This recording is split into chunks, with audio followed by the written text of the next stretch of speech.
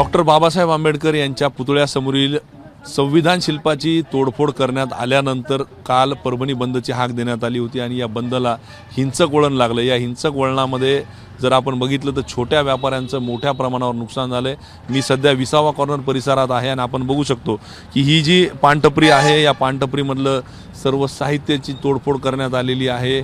काच असतील किंवा इतर तत्सम साहित्य आहे याची तोडफोड करण्यात आलेली आणि पूर्णतः साहित्यामधलं जे आहे ते साहित्यसुद्धा खाली नासधूस करण्यात आलेली। आपण जर बघितलं तर पान इथं पडलेले आहेत, काचांचा खच आहे, सर्व मटेरियल जे आहे ते मटेरियलसुद्धा खाली पडलेलं आहे।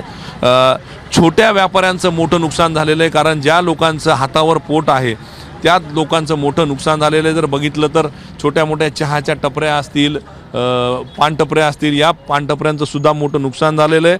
काही ठिकाणी तर टपऱ्यासुद्धा ठेवण्यात आलेल्या नाहीत, पूर्णतः या टपऱ्या ज्या आहेत त्या टपऱ्या तोडफोड करण्यात आलेल्या, साहित्यसुद्धा त्याचं गायब झालेलं आहे। माझ्यासोबत इथल्या एक टपरी व्यावसायिक आहेत, चहाचा व्यवसाय जो आहे ते करतात इथं टपरी लावून।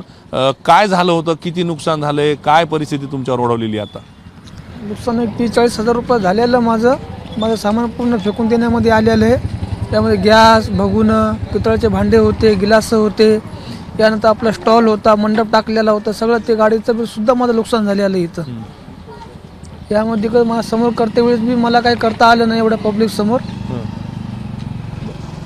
आता काय मागणी आहे तुमची? आमची मागणी की आम्हाला लवकरात लवकर याविषयी नुकसान भरपाई मिळावी।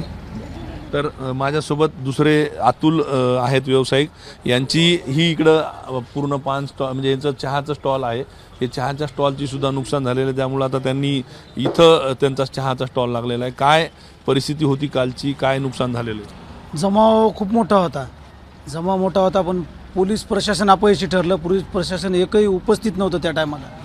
आणि दुसरी गोष्ट म्हणजे आम्ही रिक्वेस्ट केली हे गाडा पाडल्यानंतर की बाबा शटर तोडू नका, लॉक तोडण्याचा प्रयत्न होता। तर मग आमचा मुलगा आणि दुसरा मुलगा होता ते त्यांना पाया पडण्याची विनंती केली की बाबा लॉक तोडू नका। त्या पिरियडमध्ये त्यांनी काय केलं, तिथलं पेटवला होता एक कोपरा, तर त्यांनी हाताने विजवला तर त्यांचा हात भाजला। तुमचं किती नुकसान झालं? जवळपास माझं 70,000 ते 80,000चं नुकसान आहे। तर आपण जर बघितलं तर हे छोटे व्यावसायिक आहेत, ज्यांचं पूर्ण जे आहे ते हातावर पोट असते। रोज चहा असेल किंवा पानटपरीतले जे काही इतर साहित्य असेल हे विक्री करून हे आपलं उदरनिर्वाह करत असतात। या छोट्या व्यापाऱ्यांचं जे आहे या पूर्ण हिंसक आंदोलनामध्ये मोठ्या प्रमाणात नुकसान झालेलं आहे। आंबेडकर जयंतीने शांततेनं आंदोलन केलं होतं, मात्र दुपारी 1च्या नंतर जो जमाव आला या जमावानं मोठ्या प्रमाणावर तोडफोड सुरू केली आणि त्यातच हे मोठं नुकसान झालेलं आहे। आता या जखमा भरून कशा निघणार हेच बघणं महत्त्वाचं आहे। कॅमेरा पर्सन धनंजय दारुंटेसह पंकज क्षीरसागर, एबीपी माझा, परभणी। एबीपी माझा, उघडा डोळे बघा नीट।